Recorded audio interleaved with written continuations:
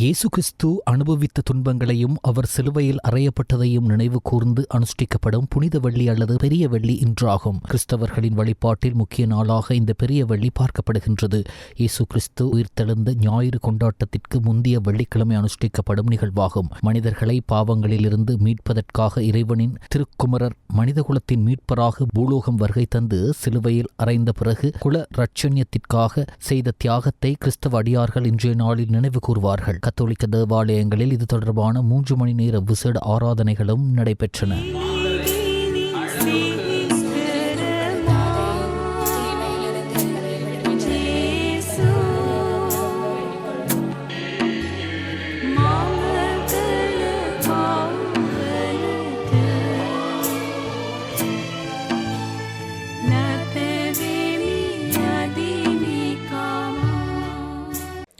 மத்திய கிழக்கில் நிலவும் போர் சூழலால் ஏற்பட்டுள்ள வெளிப்புற சவால்களுக்கு மத்தியில் எரிபொருள் விலை மற்றும் வலுசக்தி விநியோகத்தில் ஏற்பட்டுள்ள தாக்கத்தை முகாமைத்துவம் செய்வதற்கு முன்னெடுக்கப்பட்டுள்ள அரசாங்கத்தின் செயற்பாடுகள் தொடர்பில் ஜனாதிபதி அனுரகுமார திசாநாயக்க சர்வதேச நாணய நிதிய பிரதிநிதிகள் குழுவினரிடம் எடுத்துரைத்தார். இலங்கையில் தற்போது நடைமுறைப்படுத்தப்பட்டு வரும் பொருளாதார மறுசீரமைப்பு வேலைத்திட்டம் மற்றும் சர்வதேச நாணய நிதியத்தின் நீடிக்கப்பட்ட கடன் வசதி திட்டத்தின் கீழ் இதுவரை அடைந்துள்ள முன்னேற்றங்கள் குறித்து கலந்துரையாடுவதற்காக சர்வதேச நாணய நிதியத்தின் பிரதிநிதிகள் குழுவினர் நேற்று ஜனாதிபதி அலுவலகத்தில் ஜனாதிபதி அனுரகுமார திசாநாயக்கவை சந்தித்தனர். இதன்போது நீடிக்கப்பட்ட கடன் வசதி திட்டத்தின் 5வது மற்றும் 6வது மீளாய்வுகளின் தற்போதைய நிலை குறித்து கவனம் செலுத்தப்பட்டதுடன் அண்மைக்கால பொருளாதார முன்னேற்றங்கள் மற்றும் தற்போது அடைந்துள்ள முன்னேற்றம் குறித்தும் ஜனாதிபதியுடன் பிரதிநிதிகள் குழுவினர் கருத்துக்களை பரிமாறிக்கொண்டனர். தற்போதைய அரசாங்கத்தின் கீழ் இலங்கை அடைந்துள்ள பொருளாதார முன்னேற்றம் சர்வதேச நாணய நிதியத்தின் பிரதிநிதிகளின் பாராட்டை பெற்றது. குறிப்பாக பொருளாதார வளர்ச்சி இலக்குகளை அடைதல், வருமானத்தை முறையாக முகாமைத்துவம் செய்தல் மற்றும் வெளிநாட்டு கையிருப்பை வலுப்படுத்தல் ஆகியவற்றின் மூலம் நாட்டின் பொருளாதாரம் முன்னைய நிலையுடன் ஒப்பிடுகையில் அதிக தாங்கும் திறன் கொண்ட பொருளாதாரமாக மாறியுள்ளதாக அவர்கள் சுட்டிக்காட்டினர். அடைந்துள்ள பொருளாதார ஸ்திரத்தன்மையை முன்னெடுத்து செல்வதோடு சர்வதேச நாணய நிதியத்தின் திட்டத்துடன் எதிர்வரும் காலங்களில் செயற்படும் முறைமை குறித்து இங்கு கலந்துரையாடப்பட்டது. மத்திய கிழக்கில் நிலவும் போர் சூழலால் நாட்டுக்கு ஏற்பட்டுள்ள வெளிப்புற சவால்களுக்கு மத்தியில் எரிபொருள் விலை மற்றும் வலுசக்தி விநியோகத்தில் ஏற்பட்டுள்ள தாக்கத்தை முகாமைத்துவம் செய்வதற்கு தேவையான வேலை திட்டங்களை அரசாங்கம் நடைமுறைப்படுத்தியுள்ளதாக இங்கு சுட்டிக்காட்டிய ஜனாதிபதி பொதுமக்களுக்கு ஏற்படும் சிரமங்களையும் பாதிப்புகளையும் குறைப்பதற்கு தேவையான அனைத்து நடவடிக்கைகளையும் எடுப்பதன் முக்கியத்துவத்தையும் வலியுறுத்தினார். இந்த வெளிப்புற சவால்களுக்கு மத்தியிலும் அடைந்துள்ள பொருளாதார வளர்ச்சியை பேணிக்கொண்டு இந்நாட்டு மக்களின் வாழ்வாதாரத்தையும் பொருளாதாரத்தையும் சிறந்த முறையில் முகாமைத்துவம் செய்வதற்காக அரசாங்கம் முன்னெடுத்து வரும் வேலை திட்டங்கள் சர்வதேச நாணய நிதிய பிரதிநிதிகளின் பாராட்டை பெற்றன. சர்வதேச நாணய நிதியத்தின் இலங்கைக்கான செயற்பாட்டு தலைவர் எவான் பாபு ஜோர்ஜியோ உட்பட அதன் பிரதிநிதிகள் ஆகியோர் கலந்து கொண்டதுடன் இலங்கை அரசாங்கத்தை பிரதிநிதித்துவப்படுத்தி தொழில் அமைச்சரும் நிதி மற்றும் திட்டமிடல் பிரதி அமைச்சருமான கலாநிதி அனில் ஜெயந்த பெர்னாண்டோ, மத்திய வங்கி ஆளுநர் கலாநிதி பி நந்தலால் வீரசிங்க, ஜனாதிபதியின் சிரேஷ்ட பொருளாதார ஆலோசகர் துமிந்த உலங்கம் உள்ளிட்டவர்கள் கலந்து கொண்டனர். இந்திய வம்சாவளி மலையக மற்றும் தென்னிலங்கை வாழ் தமிழ் மக்களின் நீண்டகால பிரச்சினைகளை கையாள்வதற்காக ஜனாதிபதி செயலகத்தில் உயர்மட்ட இணைப்பதிகாரி ஒருவரை நியமிக்குமாறு தமிழ் முற்போக்கு கூட்டணி விடுத்த கோரிக்கையை ஜனாதிபதி ஏற்றுக்கொண்டுள்ளார். இதற்கமைய ஜனாதிபதி செயலகத்தின் தலைமை அதிகாரி பிரபாத் சந்திரகீர்த்தியை மலையக விவகாரங்களுக்கான இணைப்பாளராக ஜனாதிபதி அனுரகுமார் திசாநாயக்க நியமித்துள்ளதாக தமிழ் முற்போக்கு கூட்டணியின் தலைவர் மனோ கணேசன் தெரிவித்துள்ளார்.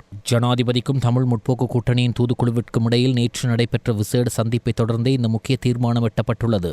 இந்த முக்கிய பேச்சுவார்த்தையில் தமிழ் முற்போக்கு கூட்டணியின் தலைவர் மனோ கணேசனுடன் பாராளுமன்ற உறுப்பினர்களான பழனி திகாம்பரம், வேலுசாமி ராதாகிருஷ்ணன் மற்றும் கூட்டணியின் அரசியல் துறை உறுப்பினர்களான பர்னீதரன், பாரத் அருள்சாமி, நகுலேஸ்வரன், விஜயச்சந்திரன், சசில்குமார், விஸ்வநாதன் ஆகியோர் கலந்து கொண்டனர்.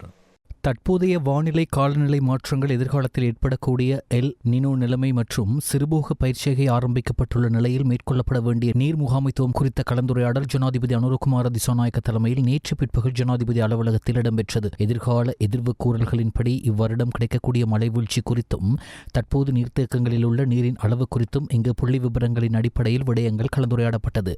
குறிப்பாக வலுசக்தி விநியோகத்தை தடையின்றி முன்னெடுத்துச் செல்வதற்காக நீர்மின் உற்பத்தி, குடிநீர் தேவைகளை பூர்த்தி செய்தல் மற்றும் சிறுபோக பயிற்சிகளுக்கு தேவையான நீரை வழங்குவது ஆகிய விடயங்களை அடிப்படையாக கொண்டு அவசியமான நீர் முகாமைத்துவம் குறித்து இங்கு கவனம் செலுத்தப்பட்டது. மத்திய கிழக்கில் ஏற்பட்டுள்ள போர்ச்சூழலுக்கு மத்தியிலும் விவசாயிகளுக்கு தடையின்றி உரங்கள் வழங்குவதை உறுதி செய்வது அரசாங்கத்தின் முதன்மையான நோக்கமாகும் என்றும் தற்போதுள்ள உர கையிருப்புகளை விநியோகிக்கும் பொறிமுறையை மேலும் முறைமைப்படுத்துமாறும் உர இறக்குமதியில் நிலவும் தடைகளை கருத்தில் கொண்டு எடுக்கக்கூடிய மாற்று நடவடிக்கைகளை நடைமுறைப்படுத்துமாறும் ஜனாதிபதி அனுரகுமார திசாநாயக்க பணிப்புரை விடுத்தார். கமத்தொழில், கால்நடை வளங்கள், காணி மற்றும் நீர்ப்பாசன அமைச்சர் மற்றும் அந்த அமைச்சின் அதிகாரிகள் உட்பட சம்பந்தப்பட்ட நிறுவனங்களின் சிரேஷ்ட அதிகாரிகளுடன் நேற்று முற்பகல் ஜனாதிபதி அலுவலகத்தில் நடைபெற்ற கலந்துரையாடலின் போதே ஜனாதிபதி இந்த அறிவுறுத்தல்களை வழங்கினார்.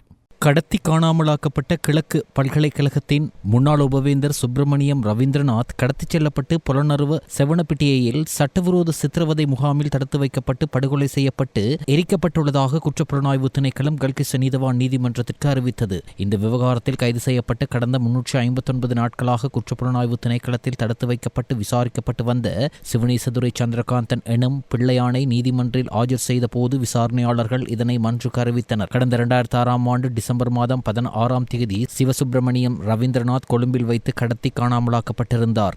இது குறித்த விசாரணைகள் பொலிஸ் மா அதிபரின் உத்தரவில் சிஐடியினருக்கு ஒப்படைக்கப்பட்டதை அடுத்து தாம் விசாரணைகளை ஆரம்பித்ததாக பிள்ளையானை மன்றில் ஆஜர் செய்த சிஐடியின் உதவி போலீஸ் அத்தியட்சகர் கலுவாராய்ச்சி விசேட பிரிவின் பொறுப்பதிகாரி பிரதான போலீஸ் பரிசோதகர் மாதவ குணவர்தன உள்ளிட்ட குழுவினர் மன்றில் தெரிவித்தனர். பிள்ளையார் சார்பில் மன்றில் சட்டத்தரணி உதய கம்மன்பில் ஆஜரானார். அவர் பயங்கரவாத தடைச்சட்ட குற்றச்சாட்டுகளை எனது சேவை பெறுநருக்கு எதிராக சுமத்த எந்த முகாந்திரமும் இல்லாததால் அவரை விடுவிக்க வேண்டும் என வாதிட்டார். எனினும் கல்கிஸ்ஸை நீதவான் பசன் அமரசேன அக்கோரிக்கையை நிராகரித்தார்.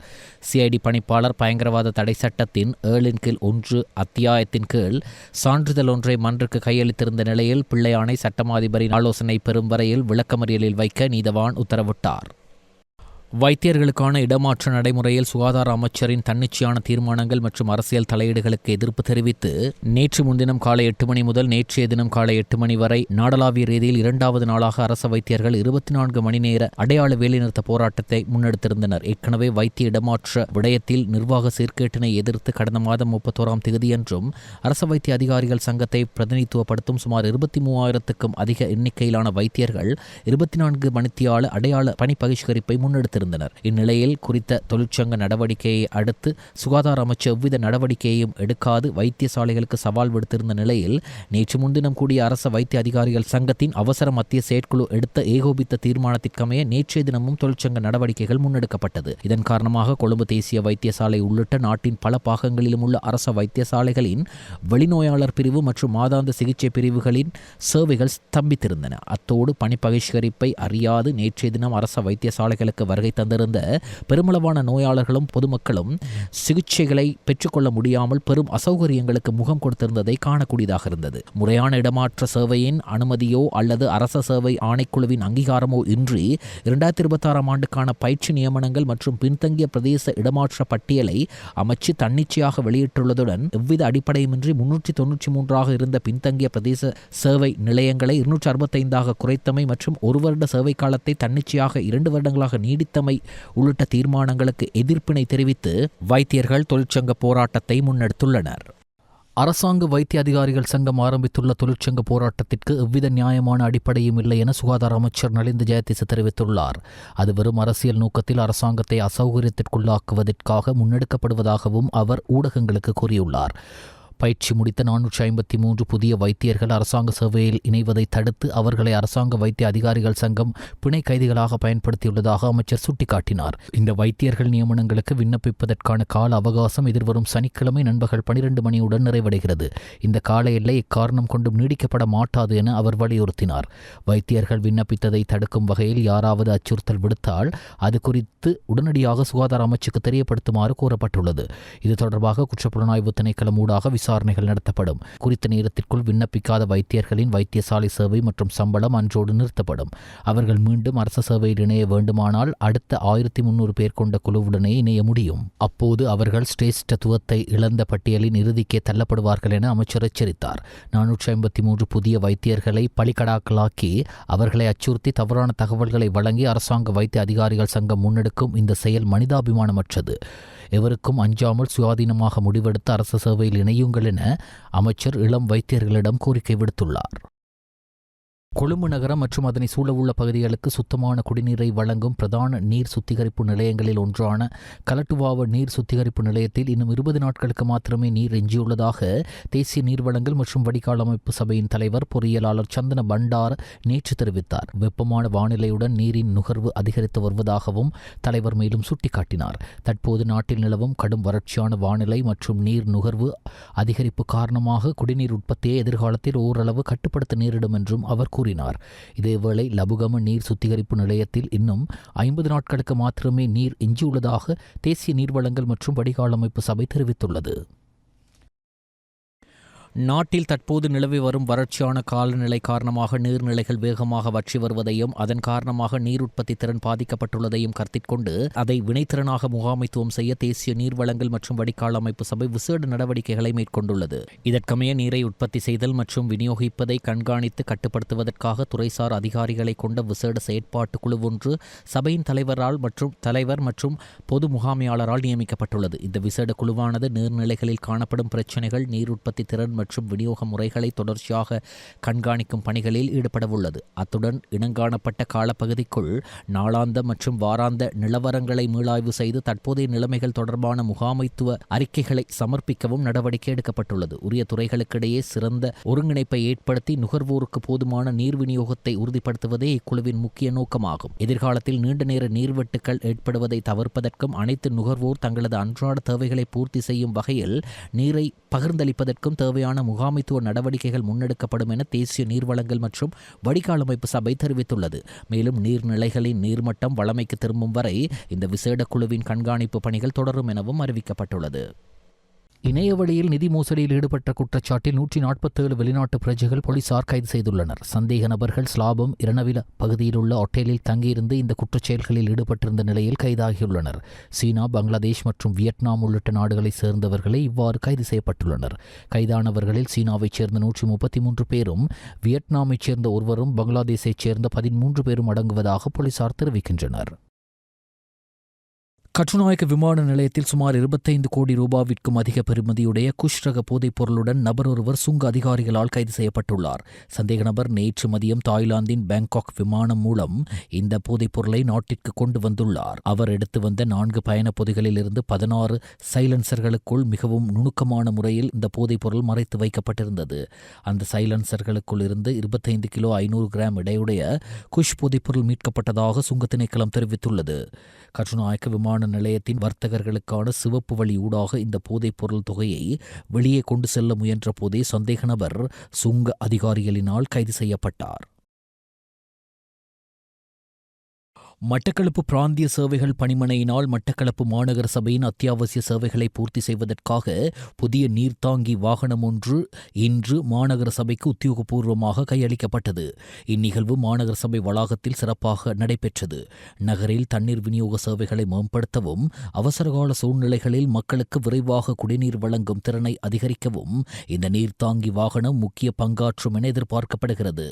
இந்த நிகழ்வில் மட்டக்களப்பு பிராந்திய சேவைகள் பணிப்பாளர், மாநகர முதல்வர் சிவம் பாக்கியநாதன், மாநகர சபை உறுப்பினர்கள், மாநகர ஆணையாளர் மற்றும் மாநகர சபையின் உத்தியோகத்தர்கள் உள்ளிட்ட பலரும் கலந்து கொண்டு நிகழ்வை சிறப்பித்தனர். நிகழ்வின் போது உரையாற்றிய மாநகர முதல்வர் அவர்கள், நகர மக்களின் அடிப்படை தேவைகளை பூர்த்தி செய்யும் நோக்கில் மேற்கொள்ளப்படும் இத்தகைய உதவிகள் மிகுந்த பயனுள்ளதாக இருப்பதாக தெரிவித்தார். மேலும் இந்த நீர்த்தாங்கி வாகனம் நகரின் நீர் விநியோக செயற்பாடுகளை மேலும் திறம்பட முன்னெடுக்க உதவும் எனவும் அவர் குறிப்பிட்டார். இவ்வாறு கையளிக்கப்பட்ட நீர்த்தாங்கி வாகனம் எதிர்காலத்தில் மட்டக்களப்பு மாநகர பகுதியில் தண்ணீர் பற்றாக்குறை நிலவுகின்ற சூழ்நிலைகளில் மக்களுக்கு உடனடி தீர்வாக அமையும் என்பது குறிப்பிடத்தக்கது. மத்திய கிழக்கில் 5வது வாரமாக போர் தொடரும் சூழலில் அங்குள்ள மிகப்பெரிய பாலம் மீது தாக்குதல் நடத்தப்பட்டுள்ளது. ஈரான் தலைநகர் தேரான் மற்றும் மேற்கு நகரமான கராச் ஆகியவற்றை இணைக்கும் வகையில் கட்டப்பட்டு வந்த பாலத்தின் மீது அமெரிக்கா தாக்குதல் நடத்தியுள்ளது. அதில் சிலர் காயமடைந்துள்ளதாகவும் தகவல் வெளியாகியுள்ளது. வளைகுடா போர் ஒரு மாதத்திற்கு மேலாக தொடர்கிறது. கடந்த பிப்ரவரி இறுதியில் மோதல் ஆரம்பித்த சூழலில் தற்போது வரை அது தொடர்கிறது. இதனால் ஹார்மூஸ் ஜலசந்தியும் முடக்கப்பட்டுள்ள நிலையில் கச்சா எண்ணெய் மற்றும் எல்பிஜி சப்ளை பாதிக்கப்பட்டுள்ளது. இதனால் ஏற்பட்டுள்ள இழப்புகளை சர்வதேச நாடுகளும் உணர ஆரம்பித்துள்ளது. அமெரிக்க ஜனாதிபதி டொனால்ட் ட்ரம்ப் மத்திய கிழக்கை உலுக்கி வரும் ஈரான் மீதான போரில் இணையாத பிரான்ஸ் உள்ளடங்கலான நேட்டோ நாடுகளுக்கு கடும் கண்டனம் தெரிவித்துள்ளார். அமெரிக்க நேரப்படி நேற்று முன்தினம் புதன்கிழமை தனிப்பட்ட விருந்துபசாரம் ஒன்றில் கலந்து கொண்டு கருத்து வெளியிட்ட அவர், பிரான்ஸ் ஜனாதிபதி இமானுவேல் மேக்ரான் மற்றும் அவரது மனைவி பிரிஜிட் மேக்ரானை நையாண்டி செய்துள்ளார். எங்களுக்கு அவர்கள் தேவைப்படவில்லை, ஆனாலும் நான் உதவி கேட்டேன். நான் பிரான்ஸை தொடர்பு கொண்டு மேக்ரானிடம் உரையாடினேன். அவருடைய மனைவி அவரை மிகவும் மோசமாக நடத்துகிறார். இன்னும் அவரது தாடையில் விழுந்த அடியிலிருந்து அவர் மீளவில்லை என்று ட்ரம்ப் கூறினார். 2025 ஆண்டில் வியட்நாம் பயணத்தின் போது பிரிஜிட் மேக்ரான் தனது கணவரான பிரான்ஸ் ஜனாதிபதியின் முகத்தை தள்ளுவது போன்று ஒரு காணொளி காட்சி வெளியானது. அது ஒரு தவறான பிரசாரம் என மேக்ரான் பின்னர் மறுத்திருந்தார். அந்த சம்பவத்தை ட்ரம்ப் இங்கு குறிப்பிட்டார். நான் அவரிடம் வளைகுடா பகுதியில் கெட்டவர்களை ஒழிப்பதிலும் ஏவுகணைகளை வீழ்த்துவதிலும் நாங்கள் சாதனை படைத்து வருகிறோம். இருப்பினும் உங்கள் உதவி கிடைத்தால் நன்றாக இருக்கும். உங்களால் முடிந்தால் தயவு செய்து உடனடியாக கப்பல்களை அனுப்புங்கள் என்று கூறினேன் என ட்ரம்ப் தெரிவித்தார். பின்னர் மேக்ரான் அளித்ததாக கூறப்படும் பதிலை பிரெஞ்சு உச்சரிப்பை போன்று பாவனை செய்து ட்ரம்ப் விவரித்தார். இல்லை இல்லை இல்லை டொனால்ட், எங்களால் அதை செய்ய முடியாது. போர் வெற்றி பெற்ற பின்பு வேண்டுமானால் எங்களால் அதை செய்ய முடியும் என்று அவர் கூறினார். அதற்கு நான், இல்லை இமானுவேல், போரில் வென்ற பின்னர் எனக்கு அந்த உதவி தேவையில்லை என்று கூறினேன் என ட்ரம்ப் குறிப்பிட்டார். எனவே நேட்டோவை பற்றி நான் தெரிந்து கொண்டேன். ஒருவேளை பெரிய ஒரு விடயம் நிகழும்போது நேட்டோ அங்கிருக்காது.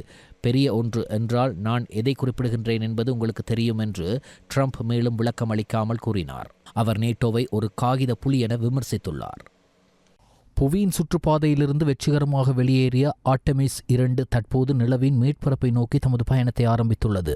ஆர்டெமிஸ் 2 விண்வெளி வீரர்கள் நிலவை சுற்றி வருவதற்கான தங்களின் 10 நாள் பயணத்தின் 2ஆம் நாளில் கால் பதித்துள்ளனர். இது மனிதகுலம் இதுவரை விண்வெளியில் சென்றிராத மிக நீண்ட தூர பயணமாக கருதப்படுகிறது. நேற்று ஏவப்பட்டதிலிருந்து 23 மணி நேரத்திற்கு மேலாக விண்கலம் பூமியை சுற்றி வந்துள்ளது. இன்றைய தினம் டிரான்ஸ் லூனர் இன்ஜெக்ஷன் பர்ன் எனப்படும் முக்கியமான கட்டத்திற்கான இறுதி முடிவை விண்வெளி வீரர்கள் எதிர்நோக்கி இது பூமியின் சுற்றுப்பாதையிலிருந்து விண்கலத்தை வெளியேற்றி நிலவை நோக்கிய பாதையில் செலுத்த உதவும் செயல்முறையாகும். இந்த நிகழ்வு அதிகாலை 5:19 மணியளவில் இடம்பெற்ற நிலையில் நாசாவின் அனுமதியுடன் புவி சுற்றுப்பாதையிலிருந்து குறித்த விண்கலம் வெற்றிகரமாக வெளியேறியது. விண்வெளி வீரர்கள் எதிர்வரும் ஏப்ரல் 6ஆம் தேதி திங்கட்கிழமை அன்று நிலவின் மறுபக்கத்தை சென்றடைவார்கள். 50 ஆண்டுகளுக்கு மேலான இடைவெளிக்கு பிறகு மனிதர்கள் மீண்டும் நிலவை நோக்கி பயணிக்கின்றனர். அவர்கள் நிலவில் தரையிறங்க போவதில்லை என்றாலும் இதற்கு முன்பு மனிதர்கள் பார்த்திராத ஒரு காட்சியை அங்கிருந்து காண்பார்கள் என எதிர்பார்க்கப்படுகிறது. நிலவின் மேற்பரப்பை சுற்றி வருவதற்காக ஆர்டெமிஸ் 2 விண்கலம் நேற்று விண்ணுக்கு அனுப்பப்பட்டிருந்தமை குறிப்பிடத்தக்கது.